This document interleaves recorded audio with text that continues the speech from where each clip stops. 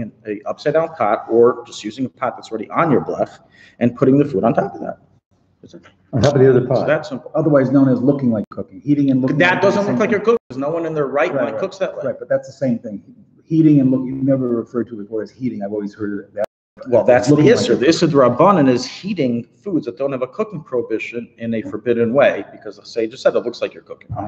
That's why they restrict it. Okay.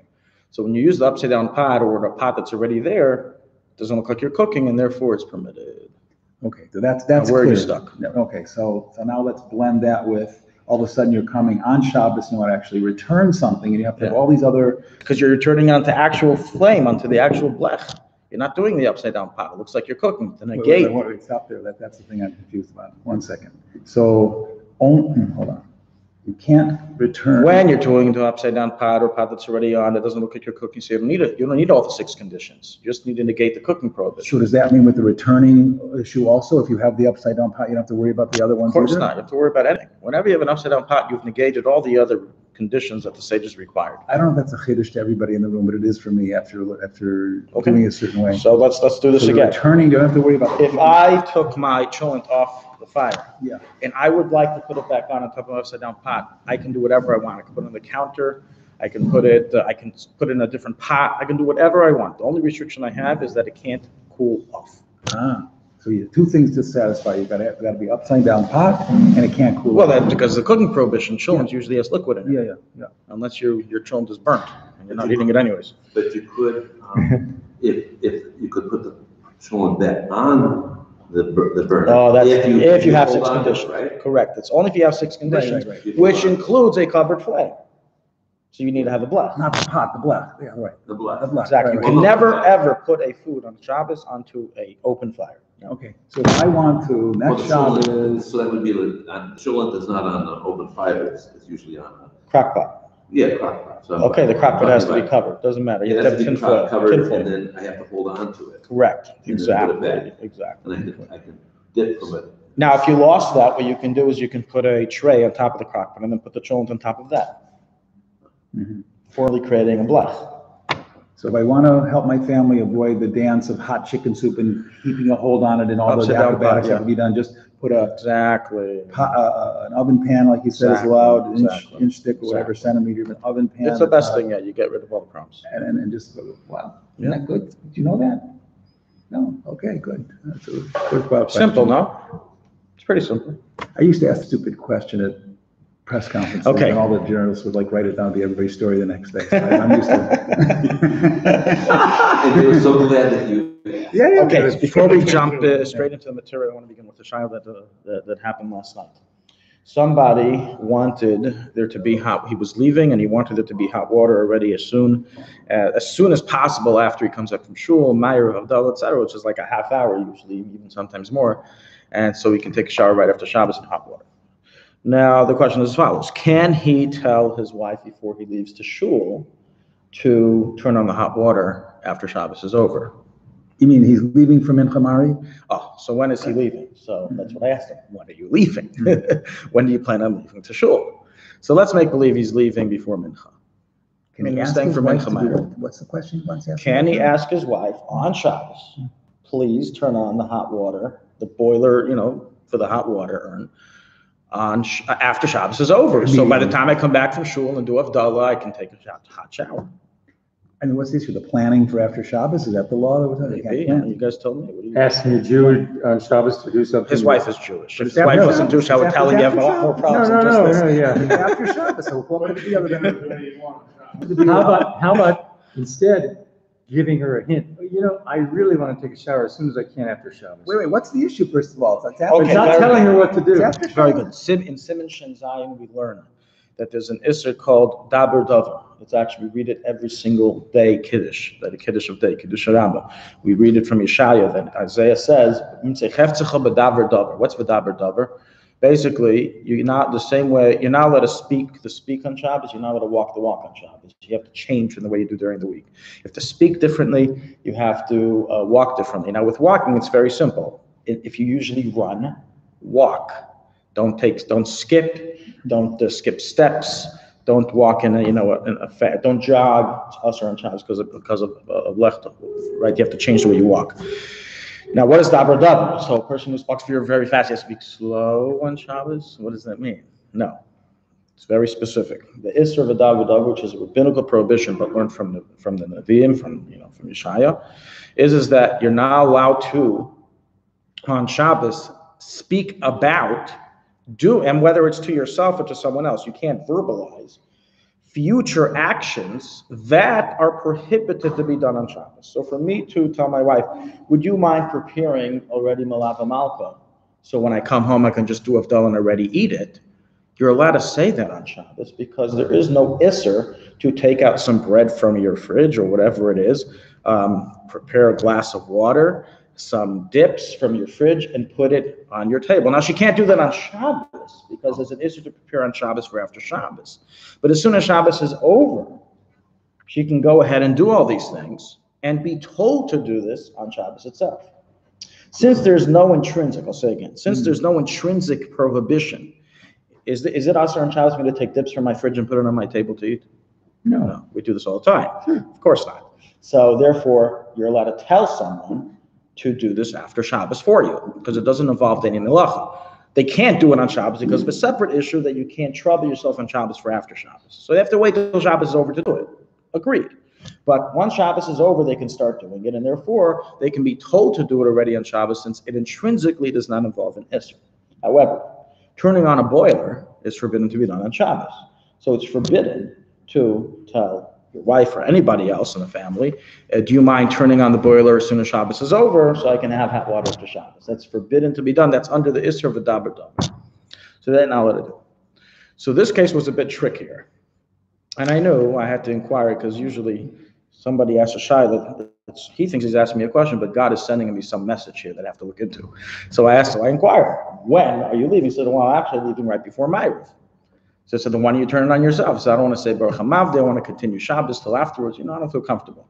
I want to, daven Ma'ariv first, go to shul. I don't want to take out Shabbos, right? I don't say, woman say Baruch HaMavdeh. We do it by Ma'ariv, we do it by Avdal. Okay, at each to their own.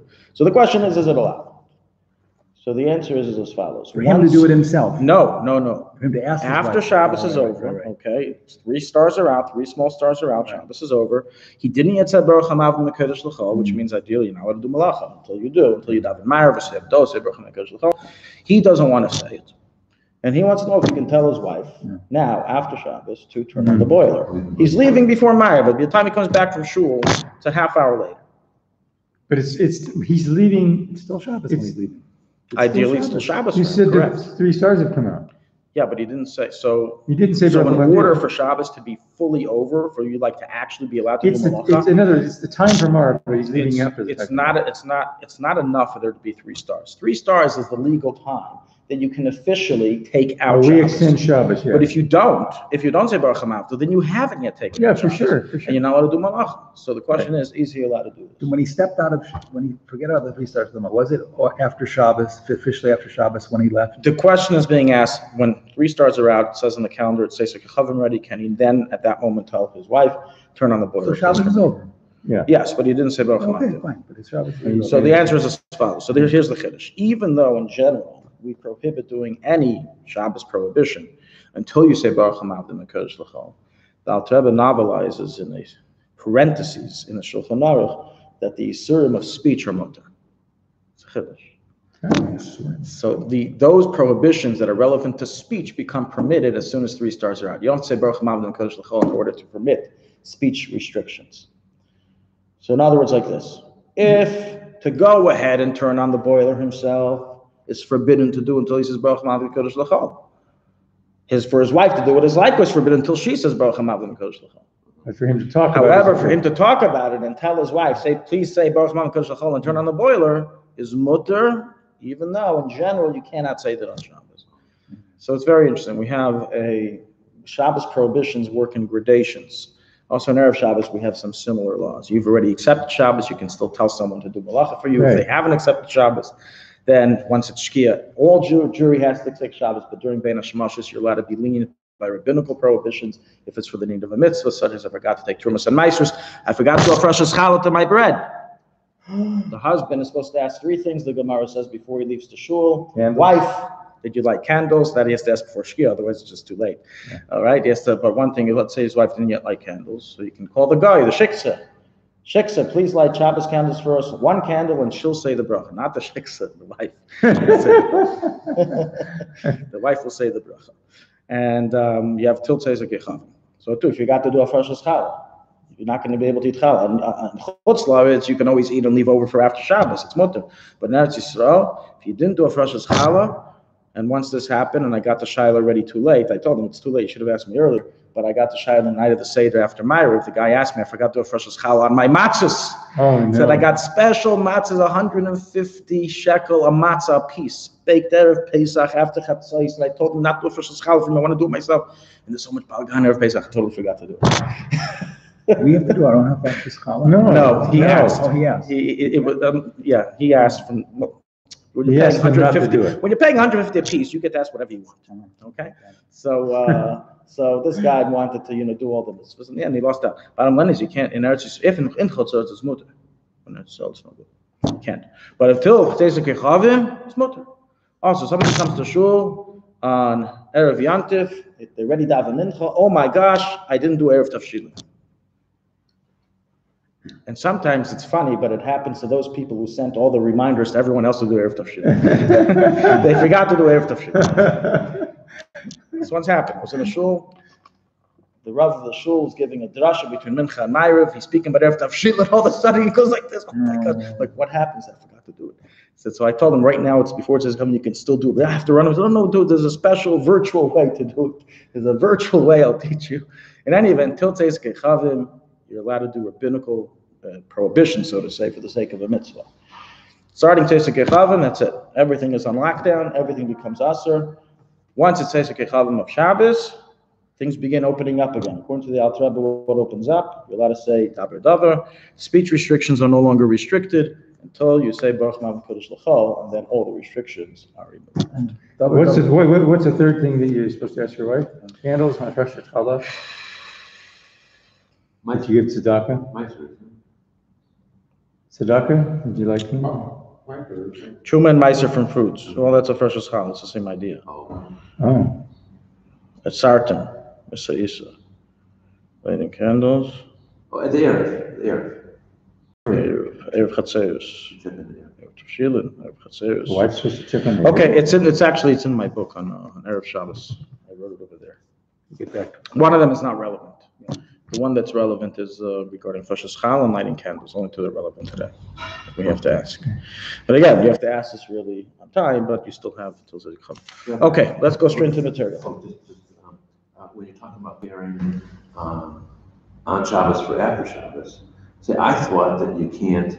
You said that you can get out these meals or that don't involve cooking, but I thought you can't even clean the table that's not being used for Shabbos. You can't do it on Shabbos. Of course not. So she'll do it after Shabbos. Use it after. Correct. So then, if you can't clean the table, then why would you be able to get out these other things where you're preparing for Shabbos? You're getting ready the crackers or whatever for mouth, whatever. You can't do that till Shabbos is over. I thought, you just could give instruction. Exactly. Yes. So she can't do it. That's what I said. She absolutely cannot But do you it. can say that. But you can Cannot talk bring about out the doing it salads? till Shabbos is over. You cannot prepare on Shabbos for after Shabbos. Even the false no halacha. The Alter Rebbe brings even to bring the wine from Right. point A to point B before Tzedek Yechavim is forbidden. So you can use these words, but you can't. So that's the You can't, chiddush. you can't Exactly. say the words if it's cook me something. Exactly. After Shabbos. Exactly. You can't do that. All right. So let's say another example. I don't want to walk home after Shabbos. I want to ride. Okay, but I know that if I don't talk about it before Ma'ariv, it's not going to happen. So can I go over to this individual who I know has a car and ask him, do you mind driving me home after Shabbos? So before you say Baruch Hamav Kodesh L'chol, it's forbidden.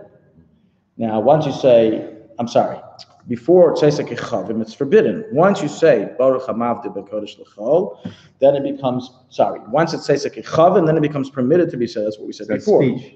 Right, because it's speech. It's a speech restriction. So once you say, once you see that it's already Tzedek Yechavim, So you're allowed to ask the guy, but before Tzedek Chavim, it's forbidden. What you can say before Tzedek Chavim, if you want to get him, some shuls, there's no time between Tzedek Chavim and Ma'ariv. It's already on the dot. The yak is on the dot. They begin. They're waiting in anticipation to the time. And some even start early. They start early. Yeah. So in such a situation, saying Baruch Hashem Koshcha won't help. It's still Shabbos. So what do you do in such a situation? So in a situation you would have to tell him in a hinting way, such as, are you able to take me home after Shabbos? He says, what do you mean? You're not allowed to talk about this on Shabbos. Did I say to drive a car? So take me home. Yeah. I didn't say piggyback. I didn't mention what type. Maybe piggyback, maybe, holding my hand. I didn't say how. I just said take me home. Yeah. Okay. One was mentioned, sorry, where does the planning after Shabbos fit into this thing that people always call planning? You can't talk about stuff like going in. So that is a misnomer. That is a misconception. Okay. There is no Isser according to Halacha for me to plan my schedule on Sunday when it doesn't involve the Surim. So I can say, yes, I'll meet you at 5 p.m. and we'll talk about this. We'll talk about, I don't know, whatever it is, not Malacha related. You can't mention if it's Malacha related. Anything that doesn't involve Malacha is permitted to be talked about on Shabbos, even if it's about planning future events. Oh, so you talk about your vacation you want to go start on Sunday with your wife or whoever. Okay. Yeah. Also, Tzarech Mitzvahs we'll talk about on Shabbos. For sure. So you can talk about your wedding plans on Shabbos, about planning a wedding with somebody. That's a mitzvah. Now, furthermore, not only that, they used to have weddings on Friday night and have a goyim playing bands on the night of Shabbos. So certainly you can talk about the musicians that you're going to have by your wedding. Back to the original question, started this whole discussion. Could he have, and yes, no, already said this, could he have hinted to his wife? I really want to take a shower after Shabbos. Right. So, but Pashtus it's mutter because you didn't mention hot water, you didn't mention the actual malacha. The Isser Dabadav is to mention actual malacha. Okay. So I said before, can you take me for, can you give me, can you take me home? I didn't mention a car, I didn't mention driving, I didn't mention anything that has to do with a malacha. It's a fine line. Yeah, it's a fine line, yeah. And a lot of people slip on this. Okay, Reish Nun Dalet. Reish Nun Dalet is actually a very intimidating simon because it's just so blank. Reish Nun Dalet, Reish Nun Hey, Reish Nun Vav. We have to try to make this exciting. So Reish Nun Dalet is actually really a repeat of laws that we learn in Reish Nun Gimel. Now, why is the Mechaber being redundant? Right? He didn't have a page cap for Amazon for the printing. Why did he repeat this information? So because he's teaching now regarding a different form of cooking. Until now we learned mainly the laws of Shiur. This is the laws of Shiur. We're done with Chazar. Laws of Shiur again is before Shabbos, leaving foods on a flame before Shabbos into Shabbos. So we discussed that in length and in great detail in Reish Nun Gimel. And Reish Nun Dalet reviews these laws, but regarding barbecuing. That's why I said it's kind of boring, because I don't think any of you barbecue your food into Shabbos, correct? Literally a barbecue. Fire. No, nobody does. Right? Okay, and then it talks about baking, which is, of course, relevant. If you bake challahs, leaving baked products, mazayin is hamaitzi in your oven. So that is common, but again, the rules are not going to change that much, as we're going to learn. Then Reish Nun Hey discusses making bonfires into Shabbos. A very common activity back in the day. Especially in the room. Back in the day. Right, so, okay, so Reish Nun Dalet, we have to try to make this exciting. So I thought of discussing in general here the laws of camping on Shabbos. I actually was once asked many years ago to write a chibur on camping on Shabbos for a camping group. There's a group of Yidden that they do all this camping together on Shabbos. And there's a lot of halachas that have to be involved. I did it with them one time in Meron. They do it all over the world. And there's many different halachas that come relevant, and they'll teach us a whole bunch of detailed halachas on Shabbos. Let's first begin with the general halacha here that's discussing leaving food on a barbecue into Shabbos. Reish Nun Dalet. Dina tafshir l'machon me'ev Shabbos l'gom b'Shabbos b'Tesa Ifim af b'Shabbos l'chai mutal al-sheisei hani midi b'kedeira. We learned in the previous chapter in 253, page 51. We learned in the previous chapter 253 that leaving food on an open fire, not covered, not blech, into Shabbos is at times permitted. It's not always forbidden, such as if the food is already half cooked, or if it's not cooked at all and you throw in a nice, big, huge piece of meat straight into the pot right before Shabbos begins. That was another heter we learned. Raw meat. Raw, yes, Right. yeah, not A cooked. huge piece raw. of meat, why you? Well, if it's small, then it'll cook by the time the Friday night meal is ready, so we suspect you won't come to stoke the coals again to make it ready in time. But if it's a huge piece of meat, you can stoke all you want, it's not gonna do magic and turn a huge piece of meat to be cooked within So 2-3 you know hours. it's gonna be left till tomorrow. Exactly, so you can remove your mind from it. So that's the heter. So the question is, does this heter apply by roasting? Can I, let's say something happened, for example, somebody once asked me, not relating to this, but not relating to roasting, but just in general, what they can do. They put the chicken in the oven 2 hours before Shabbos, left it to cook there, opened up the oven, so everything's raw. They forgot to turn it on. So the question is, so that was a specific case. I didn't give them this answer, but let's just discuss it outside. Can you go ahead and take this raw chicken and throw it on top of a barbecue before Shabbos? Have a grill. All I have to do is turn it on. It takes 2 seconds. It's 5 minutes before Shkia. I'll quickly spread all the chickens on top of the grill. I'll close it, and we'll have beautiful, warm, hot barbecue chicken. The motivation would be that grill would be a quick way to get the. The motivation is to have cooked chicken. Yeah, and Friday that grill night. does it faster than turning on the oven again. Well, yeah, so, yeah, okay, good point. Why don't they just turn on the oven? Or put it in the pot a normal way. So, well, the oven, you have to remember, we learned, you have to have, right, you need to have, all the walls have to be covered. It's a big balagan, it's not gonna happen. Okay, They're not gonna have the heter. Pot on the black, it would cook in time for the next day. For argument's sake, they want to do a barbecue. Okay, got it. Okay, so, is it mutter? So says the Machaber here, forbidden. It's usher, even if it's a big piece of meat and will not, what we usually said in the pot, you can throw it in the cholent pot right before Shabbos and it saves everything there. You don't have to have a covered flame. But tzli, sheitzela eish, when you're discussing roasting over a fire, and let me clarify in halacha, not just in the siman, but anywhere in halacha when we have the word tzli, okay, roasting, that's mentioned, it refers to barbecue, not roasting Open setting flame. in your microwave and not roasting setting in your oven. That's not roasting. Open flame. Open flame, barbecue, yes, open flame, okay? That's the definition of roasting in halacha, and I think also in English that should be the definition. Otherwise, it's just baking an oven with other words. It's, just using fancy words for the same thing. So it's a special effect of barbecuing, of direct fire contact. So anytime a person is doing direct fire contact, it is forbidden to place it on the fire even close to dark, meaning even though you're doing it right before Shkia and it may not have enough time to cook, we say that by this, it's usher, by barbecuing, it's usher. Why? Because in truth, when you barbecue, it doesn't take that long. And we know this for a fact. Put chicken in a barbecue, half hour, 40 minutes. If you got a good coals, it's ready. So of course we suspect you may stoke something. So this heter doesn't apply. So that's the first chiddush. The heter of raw stuff right before Shabbos is out. Here's where it gets a bit complex. Now he starts going through a whole bunch of different types of meats and cuts of meats. And when we say that we suspect that you may come to stoke the coals, and therefore you're not allowed to leave it on a barbecue into Shabbos. Now let's put back in the day, don't forget, that's how they cooked everything. It was a pot on top of a flame or barbecuing stuff inside the oven. That's how they cooked. Okay?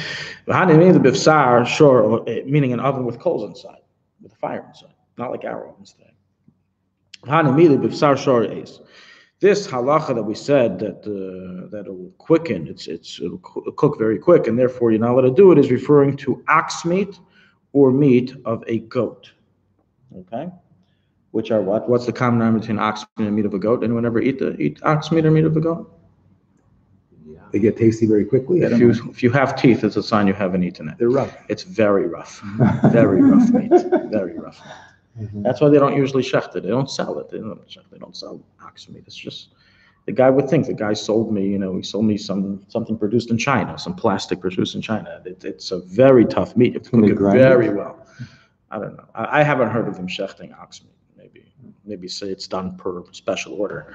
Also in izim is gvura. Goats are gvura, lots of gvura. And their meat is also gvuradik, very tough. And therefore, by them, it's usher to leave it on the fire into Shabbos. However, meat of a calf, of a kid, of a young goat, and chicken, which are cut small, cut to pieces, it's mutter l'chitoi, as we do not suspect that a person will come to stoke the coals. Now this is strange. Yeah, right, we just said the It opposite. should be the opposite. Yeah. So the answer is, you see, both meats will end up getting cooked, okay, by the time the meal comes in, and therefore is a suspicion that he may come to stoke the coals. The only thing is that when it's soft meat, if he stokes the coals, it's going to burn the meat, so he won't come to do it. It's a counter-psychological argument. This is all the delving into the psychology of the barbecuer. So on the one hand, we're saying that he may come to stoke the coals because he wants to hasten the cooking and it will be ready. On the other hand, we're saying by soft meat, he's going to burn the meat, so he won't do it by soft meat. So therefore, by chicken, that's cut into pieces right before Shabbos, Chaber says it's mutter, would be permitted. If you're of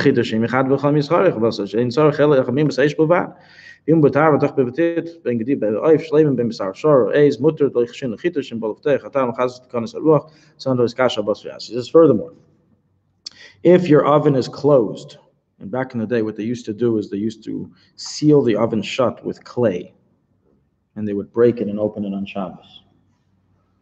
It helps insulate the oven. So he says if it's closed, then we don't suspect the person will come to open it before it's ready, because the wind will come in and cool off the oven and make the meat become hard. Yeah. So it's a very important question of whether today this all applies when we're learning about all this stuff, all these techniques now from the books. So why would we instinctively think about doing these things when we don't even know about them?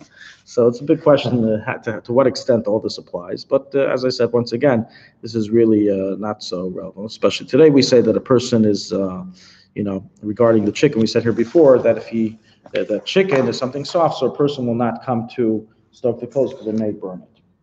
But there are other conditions that Rebbe adds in the Shulchan Aruch regarding it. Let's see.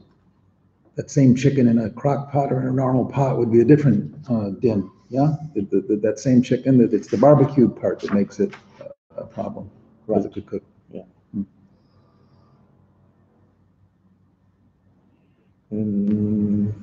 So the Alter Rebbe here only allows it to be left over a closed oven. The oven has to be closed. There's all the way referring to meat of an ox or goat or ram and the like, or other species which have tough meat, and thus the wind does not damage it. Over meat of a kid, a young goat, or chicken, and other species of soft meat, and thus is damaged by wind, is permitted to roast them on coals or next to the coals within a closed oven. This applies even, so meaning a closed oven that has fire inside. This applies even if there isn't plaster in it. So basically, to our barbecue case, can they take the meat and put it in a barbecue? The answer would be, can they take the chicken right before Shabbos and put it on top of the barbecue? If it's an open barbecue, the answer is no. Basically, an open barbecue can never be used right before Shabbos unless your food is half cooked, half roasted on each side, as we're going to see in the coming Sifim.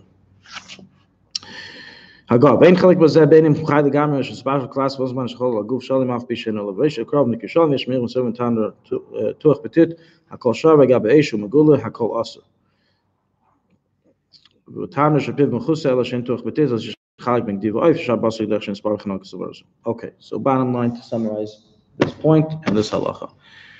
If they want to throw meat onto the barbecue right before Shabbos, the answer is if the meat will not reach half roasted on each side, as we're going to learn that shiur in the coming Sifim, it's half roasted. By Shabbos time, by Shabbos. Wouldn't you be Meaning, half roasted doesn't mean that half of it is roasted while the other half is raw. Half roasted means that it's 50% quality roasted on all sides. Right? That's good. So wouldn't you be tempted to turn it over? Well, on Shabbos? There is an issue actually with turning it over on Shabbos because it can cause, first of all, it'll be cooking and it can cause gravy to fall onto the coals, which is another issue. So that's another issue we're gonna discuss coming up. That is definitely another issue we're gonna discuss coming up. For the factor about the chicken cooks fast and therefore the person won't be tempted. Right, so I'll summarize in a second, just 1 second.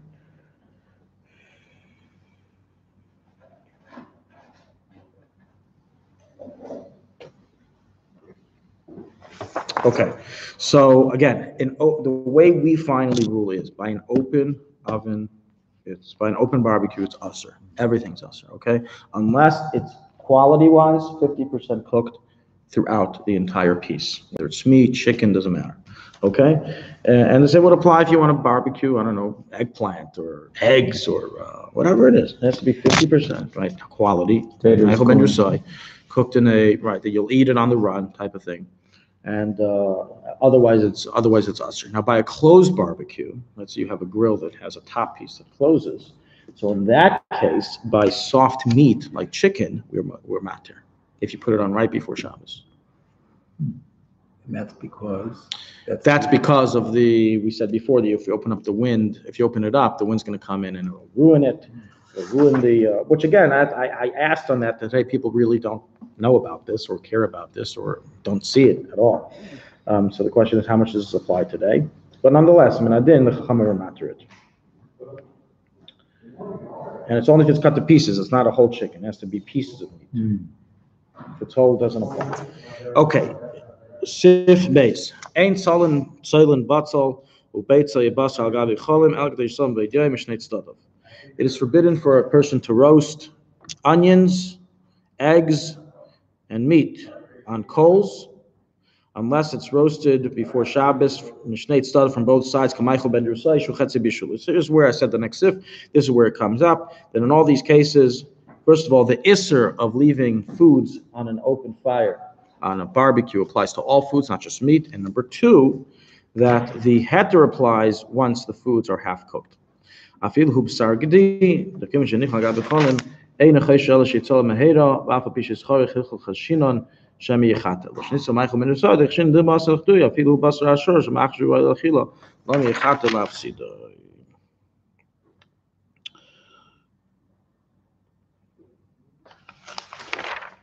If you remember, we learned in 253 a big debate between the Mechaber and others. Mechaber really brought two opinions, but that's his main opinion, and the Ramah, Ashkenazim versus Sephardim, regarding how much must the food be cooked before Shabbos to be allowed to be left on an open flame. We held half cooked, but the Mechaber brought in the first opinion, which is it has to be fully cooked to the point it's detrimental. By roasting, What do you mean detrimental? it's going to burn it. Oh, Further cooking. Further cooking will burn it. Yeah.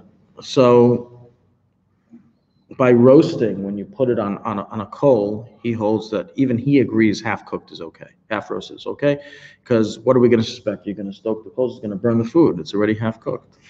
So therefore, he allows it in such a case. So in other words, by roasting on top of coals, even the Sephardim are allowed to be lenient to place it. But usually, anyways, people don't really roast on top of the coals themselves. They have a grate that they put on top of. So it would still apply to the same machlekes in that method.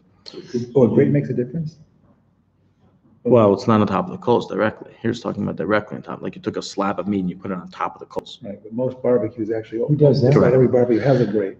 Back in the day, it's what, I don't know, they used to do it. Could you combine the two issues? So like you're barbecuing until it's cooked to a certain point, and then you put it on top of an upside down pan on your pot on your left. To finish it off. Before Shabbos? No On problem. Shabbos. On Shabbos, if it's not fully cooked, it's a cooking No, process. it is, let's say it's cooked to a certain It has extent. to be fully cooked. What? It has to be fully Okay, cooked. it's fully cooked, Okay. then you can put it on an upside down. If it's dry or still hot, yes. On your left. Dry and still hot. Wait, oh, still hot? Wait. I said if it's dry or still hot, meaning wet and hot. Sif Gimel, let's finish this off and then we'll do the camping halachas. If a person went ahead, and as many people do, they like asking the rabbi the question after they've already done it, for the conscience, the Jewish conscience to feel good. So they asked, Rabbi, was this okay?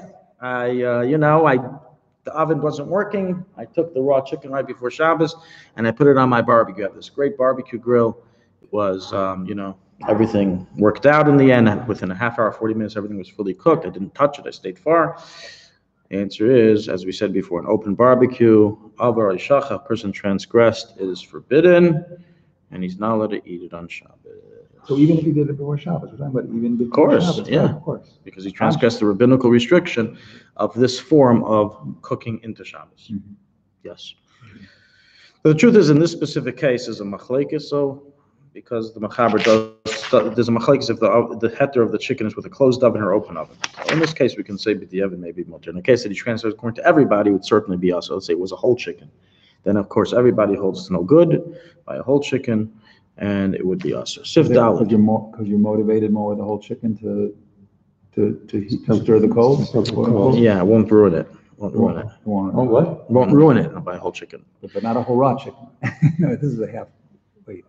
By a whole raw chicken, correct. By a whole raw chicken, it would be usher because you will come to soak the coals. There won't be a issue of it burning it. A raw chicken's allowed? I thought raw chicken, of course. Whole is chicken, allowed. I said pieces. Yeah, Pieces. right. Okay, let's go into camping halachas based on all this. And so camping into Shabbos has a lot of shilas that it enters into. And what I say is as follows. If you're not prepared and you're not well versed in all the halachas relevant, then don't do it because you will be transgressing Shabbos. It's not maybe, I'm telling you right now, you will be transgressing Shabbos. Perhaps only the Rabbanans, maybe also the Rises, depends on how ignorant you are.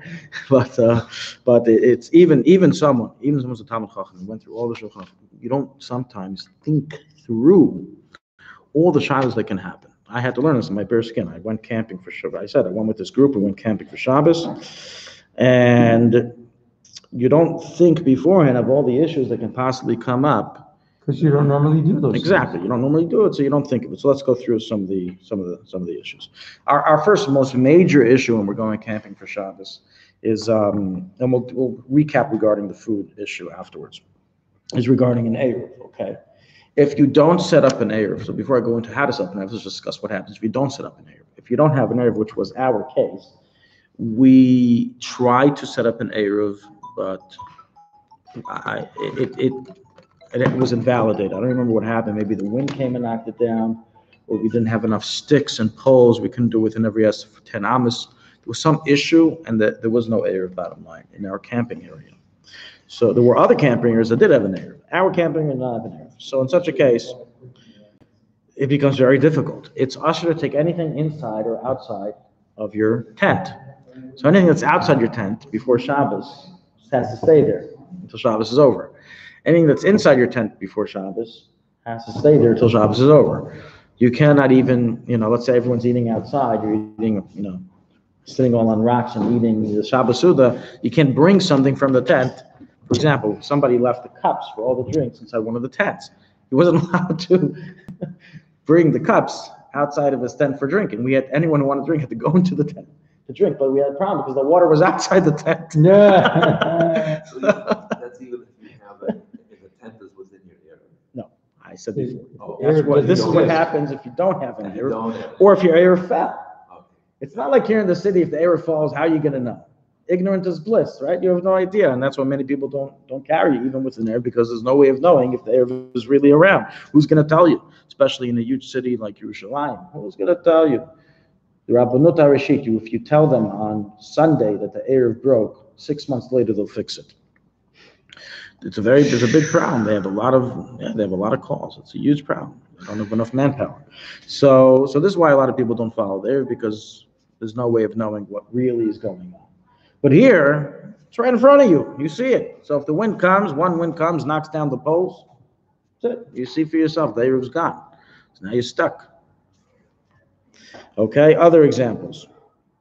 Any food or svarim, let's say a sitter that's in the tent, you can't take out of your tent. You have to really think beforehand where you're positioning every item before Shabbos, where you're going to need it. Inside your tent itself, you're allowed to move stuff, because that's a rishus hayachid. The tent itself is rishus hayachid, so that's okay. Inside, then you have no problem. And outside the tent, you can move stuff within 4 amas. You have 4 amas of yourself that you can move stuff. All right? Which is about 2.5 meters, because it's not exactly 4 amas, it's actually a little more. We follow diagonal, meaning like this. If I made 4 amas from every direction of mine, so it would be 4 amas from every direction. But if I turned it into a circle, then the corners would be longer. It would be longer than 4 amas. So basically, because of this, it's brought down. There's a measurement that we do it, and it's brought down. And in the end, it's more. You have more than 4 amas, but it's not that much space. It's a little bit of space, but it's not that much space. Now, how do you wash Nigelwasser in the morning? Usually, you would wash outside of your tent, right? You would want to set it up in your tent and pour the water outside your tent. Here, you can't because of carrying. So you either have to wash inside your tent or leave it outside your tent to begin with for the sake of washing. Wait, what does that last comment mean? Leave it outside your tent for the sake of washing? Leave it outside your tent before Shabbos, the cup. Step outside your So that's tent okay. and wash and Yeah, if you do it that way, correct. But now we have a problem. Where do you spill the water into? Let's say we have an Eruv. We have an Eruv. Where do you spill your water? on Shabbos, you don't. You leave it in a bucket. The dirty tummy water, basmela. You can't, when It's you go dangerous. to an Arab, you go somewhere inside the Arab and like. So if you have an Eruv, you can at least carry it and pour it down an area that doesn't have a planting prohibition, such as dirt road, dirt. Something that's just not earth. Earth is a prohibition of planting. But something, let's say you have concrete or you have another area where there's no plants, nothing grows in this area, it's not plantable. So there's no problem of spilling water in that area. Otherwise, it is a problem. Where do you urinate? Where do you go to the bathroom? So the good news is that you are allowed to urinate on grass on Shabbos. No prohibition. What if you go to the same rock road or whatever, you urinate there? Correct, but even on grass it's mutter. Okay. Urine it's not a very good irrigation. Not very good. Kills the grass. It'll kill it, exactly. It's toxic, it'll kill it. But the spit is not allowed. So if you're in an area where there's grass, that's where you're camping, not in a dirt area, but an area where there's earth or grass. You can't even spit on the floor. So can you carry within Daled Amos? Within your Daled Amos, you can always carry, even without an eruv. Correct. Yes. So set it down and carry again, and set it down and carry again. Right? No, that's usher. That That's is also what I about it. Yeah, that you can't do. That you can't do. Other issues is regarding how do you carry your towel? Let's say you want to go to a mikveh. And this is really nothing to do with camping. Anytime you're going to a mikveh that's outside the eruv, and you want to take a towel with you, how do you carry your towel? Tie it or something. So you obviously can't carry it regularly. It's really tzah. The only way to be allowed to do it, according to all opinions, is to tie it around your shirt or jacket that's outside, meaning that's not tucked in, and tie it around it as a belt. Turn it into a belt. Turning it into a scarf is a machlekes in Paiskin because who wears a scarf in the summer? Who's going in the summer with a scarf? The winter would be okay to do it as a scarf. Winter, you can argue that by winter time it's considered a beggar. Okay, you can make that argument. But by summertime, you certainly cannot make that argument. The only way to do it is to turn it into a belt. Even if you already So have you a can belt? do, right, so what you'll have to do is that you'll have to take out your shirt. But if I have a jacket, I'll tie it around my jacket. If I have a kapata, tie it around my kapata, okay? But let's say I'm already wearing a gartel around my kapata. So in that case, what I'll have to do is I'll have to put my kapata, I'll have to take out my shirt and put either my garter or the towel around my shirt, because that's the belt of my shirt, and then have another belt on top of my kapata. In other words, you can't have two belts on one garment, but you can have one belt per garment. Why not leave your cartol in the tent? Well, okay, you could, whatever you want. The point is that if you're tucked in, if you're all nice dressed, all nice and masudar, then you already have a belt, then you can't use a towel as a belt. That doesn't help in such a case. I can't imagine me being all tucked in if I'm not camping. When I saw this in Meron, when I saw this, we saw literally hundreds of Bachrim, like Haredi people, not having any clue about the Eruv laws and about these issues, and they were carrying the towels regularly to there's a mayan there. It's a mayan. It's like the mayan they use as a mikveh. It's called Av Mavinu's mayan. It's outside of the Eruv area, way outside. There's no Eruv around there, and people were carrying the towels. Now, even if you know the halacha, so you put your towel around your shirt sticking out, you turn it into a belt. Okay, good. Now, what do you do about carrying the water?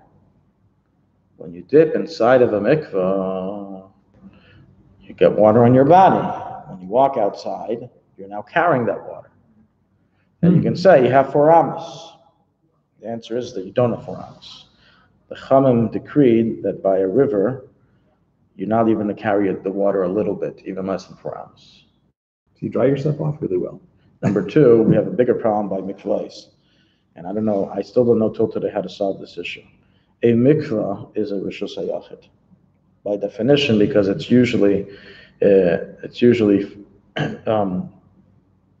has a depth of 10 tfachim, 80 centimeters. It does, and it's 2 meters wide on each side, which is a pure rishus hayachid.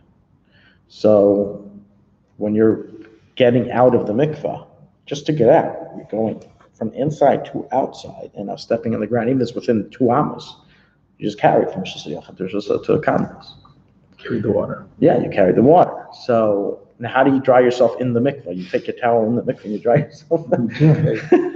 It's very tricky. It's tricky. I don't know how to escape that issue because by a river, that's the classic case that's given as a river. It's not like that because you are able to, you can walk to the bed of the river, dry yourself over there. It's not considered 2 different rishus. It's all one rishus, all one karmelis, inside and outside.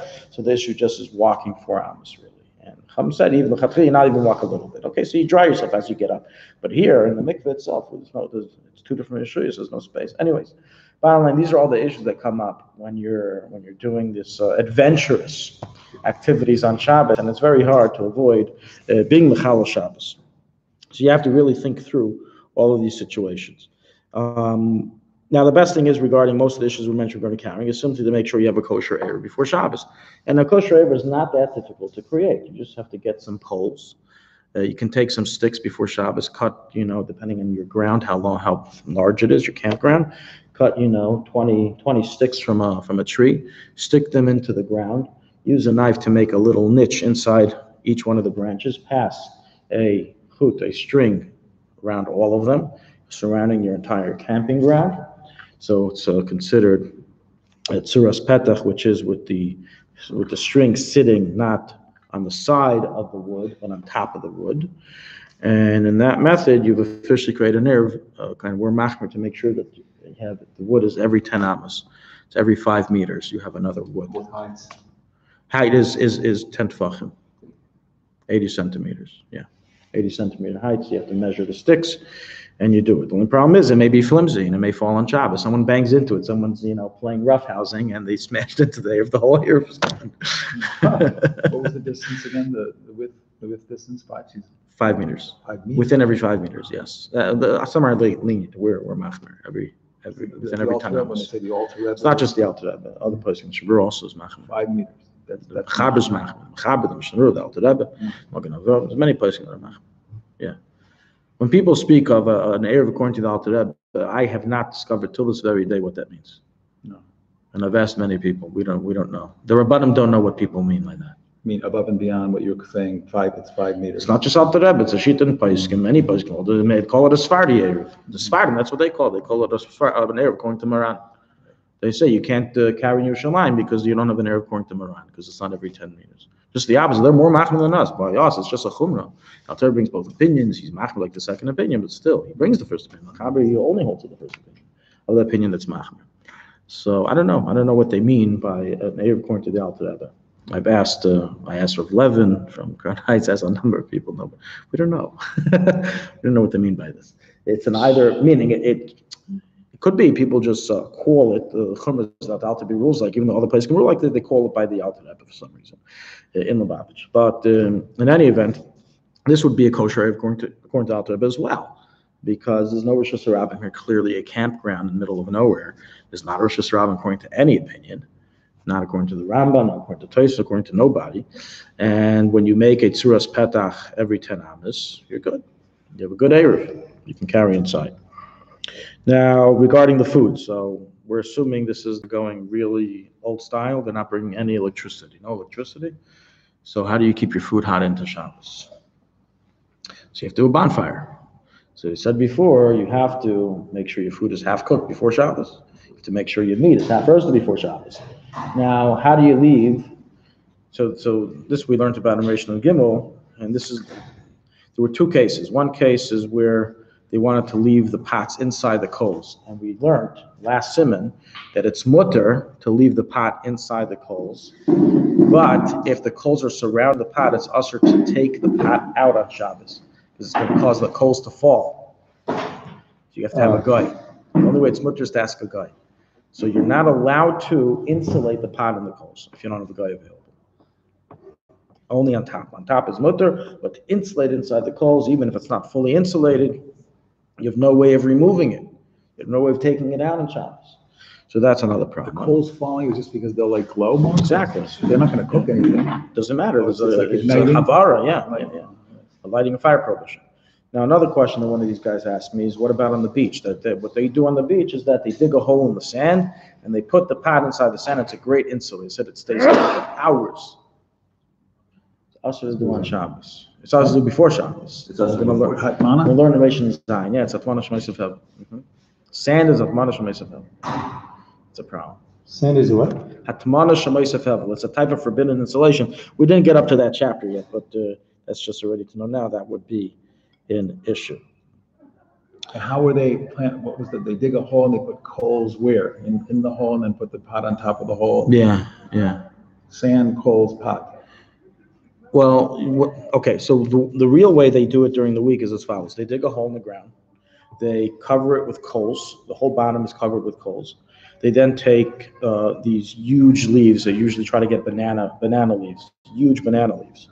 And they cover the bottom of the coals with it, and they put all the meats and potatoes and all the food on top of that. And then they take another banana leaf, put it on top of that, and then cover that whole thing with coals. So it's sandwiched.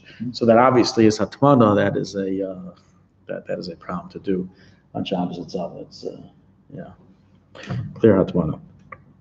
But if you distance, let's say you don't have it totally surrounded by the sand, there's a nice gap between the. How are you going to create a gap? It's dug into it. It's inside. Okay.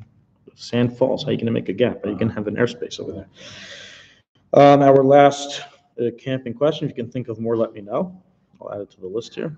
Is what do you do about lighting Shabbos candles? So if you can light Shabbos candles inside of your tent without it going out, then fine. If you're not able to, the wind's going to come blow it out. You can't light them. You can only light Shabbos candles in a case that it'll stay lit by the time it gets dark. If the candles will blow out by the time it gets dark, it's no good. So in such a situation, you aren't able to light. So these are all things a person would have to think ahead of time of how to take care of each one of these issues. How did you take care of that one? Just curious. In that situation, I didn't, and I learned the hard way. You don't think about these things until you don't think through. So you have to, you start thinking, okay, now what do we do about this? Now what do we do about this? So that's when the idea came out. Right, so it's kind of dangerous to do it inside the tent, so you have to rely on. Since it's dangerous, also wind. Since you open the door, if it's a windy place, and you open, boom, it's a problem. Okay, how much time do we have? 3 minutes. Okay, let's do one more sif. Sif hey, the rest of the simon now deals with baking. Okay, it's going to deal with baking bread. So roasting halachas is over. We went from roasting to baking. Sif hey, hey nice and salach hashayich pasatan like this yikunu perish yalaf nei lechem kumu klip machsmesh. Now this is practical. This could happen. You're running late. It's a short Shabbos, and you didn't manage to get all your challahs baked before Shabbos. You still have an oven running, and you want to know, can I put the challahs in before Shkia, of course, and have it bake into Shabbos? With the oven left on, obviously. Yeah, obviously, otherwise it won't bake. So it sounds like Sound this. like a good idea. It actually sounds pretty good. It'll be very fresh challah. Just imagine challah. No, just finished I baking mean and as far as takes the straight. halachas, it doesn't sound. Halachas and taste is two different things. Sure, taste. The chief, one of the chief rabbis in Brazil, he was frum, but then he became reform. He left. When he was a child, he was frum. And so they asked him on television there in Portuguese, do you eat kosher food? And he told them, if it tastes good, I'll eat it. That's what he brother. said. Oh, yeah. Anyways. So by baking as well, we have restrictions. Now by cooking, so we said the restriction has to be half cooked. But what's by baking? What does half baked mean? What does that mean, baked? So we don't use the term Michael ben Drusai by baking. Rather, the definition is that it has to bake to the point that both of its sides have become, means it's already brownish. It's become already, what do they call it in baking terms? When you break challah? Golden brown? Golden. What? Golden, yeah. In Hebrew, it's called nichsefu panel, which is really silvered. I don't know. Okay. Now, lichatchila, you need to have both sides. Every side of it has to golden. But b'diavad, if even only one side golden, it is okay. Even if one side browned already, it's okay. B'diavad, you're allowed to eat on Shabbos. Lichatchila, it has to reach a state before Shabbos that both sides are golden. Now, another Simon says, how do you know if it's reached the state? Try pulling it apart. If you see still dough stretching, it's no good. Meaning inside it has to be baked to the point that the dough won't stretch. It's not elasticy anymore. Mm-hmm. The elastic aspect of it, which is... You test it before Shabbos, before you throw it in there. Well, you don't have to. You don't technically have to if you want it to stay a shalom, right? Yeah. You don't want to break it. So what you can do, one way of doing it is by breaking it. Another way of doing it is by looking at did it golden, did it brown? So in other words, if it's golden, then you can rely on that it's okay inside too? That's the idea. Correct, Makes yes, sense. yes, that's what I believe. Let's see.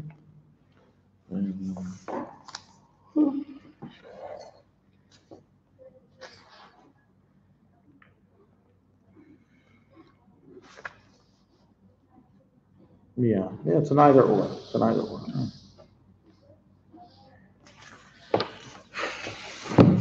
Okay, so you need to have some time. It depends on the oven, depends on the challah, how big it is. So it would really, there's no one answer. You'd have to estimate by your oven and your challah, how long does it take for it to reach the state? And only then would we be able to say, yes, you can put it in before Shabbos. But the good thing is that if it will reach the state before Shkia, then you could technically end up having fresh challahs right out of your oven on Shabbos itself. So the Ramah says it has to brownish or golden on every side. Now let's say he's discussing here a baraka that's filled, let's say, with meat. So I'm not just baking for bread, I'm baking, let's say, filled pastries. So aside for needing the pastry side to brownish on each side, we now also need that the food that's inside of it will be half cooked. So we got time for those of us for the good morning. Yes. Okay, great. Yeah. We'll continue with Hashem next Sunday.